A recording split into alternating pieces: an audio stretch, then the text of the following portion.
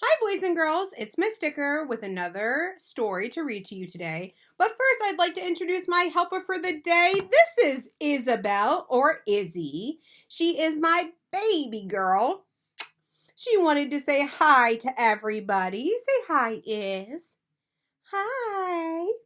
All right. Our book today is A Monarch Butterfly's Life. The author and illustrator, so the person who wrote the words and drew the pictures, is John Hillman. Let's take a look at A Monarch Butterfly's Life. Here's the front cover. Here is the back cover, and here is the spine.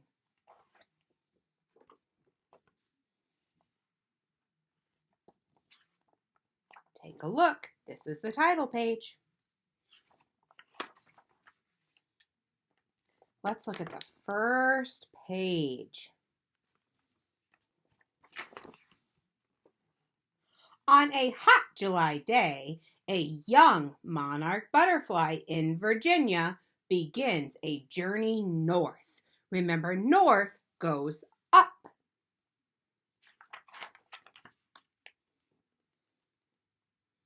On her way, she lays many eggs. Her last egg is laid on a milkweed plant in Connecticut. 3 days later, a monarch larva or caterpillar hatches. So let's take a look at this. In this picture, you can see the monarch adult butterfly laying her egg on the milkweed leaf. In this picture, what was the egg has now hatched into the larva. Let's see what comes next. The caterpillar feeds on milkweed leaves. When a wasp tries to lay eggs on the caterpillar, she brushes it away. So look at this. The caterpillar is eating the milkweed leaf that her egg was laid on.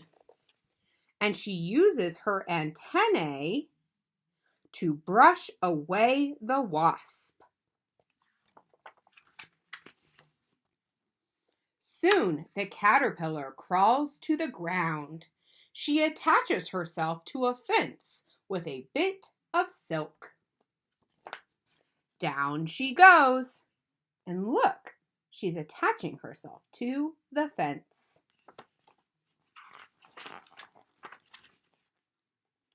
Her skin hardens and she becomes a chrysalis. 2 weeks later, the monarch appears. Now she is a butterfly. This is very interesting. Look at this. On the last page, we saw her attached to the fence. In this one, she's yellow and black and white.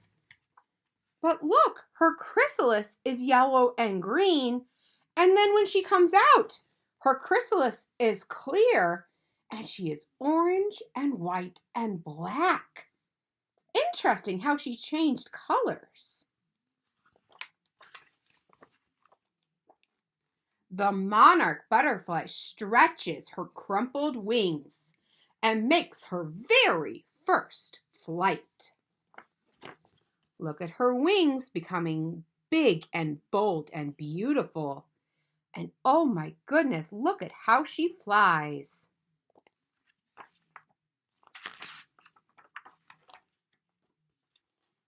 She lands on a milkweed and uses her proboscis to sip nectar from the flowers.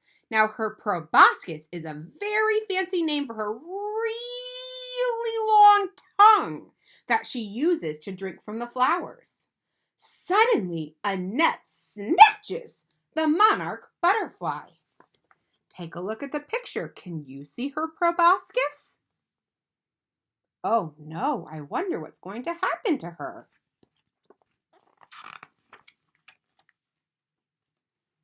The child who caught her sets her free. The monarch butterfly's days are spent flying, sipping nectar, and resting in the sun. Well, I'm glad that the child set her free, and I'm glad that the bird did not eat her. In late September, the monarch butterfly begins a long journey south. As she travels, she is joined by many other monarchs. They are all heading south. Now remember, at the very beginning, the butterfly was heading north, which was up. So that means south means she's going down. Take a look at her. She's so pretty when she flies. It must be even more amazing when all those monarch butterflies are flying together. By November, she has reached Texas. A gust of wind blows her into a lake. After resting for a minute, the monarch butterfly breaks free of the water. The fish looks a little upset that it missed its dinner.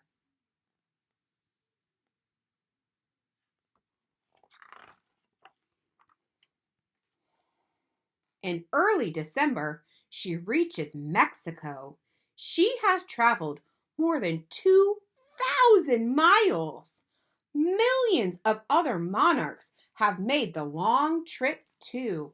Look at her flying with the other monarchs, but oh my goodness, friends, look at her with all of the other monarchs.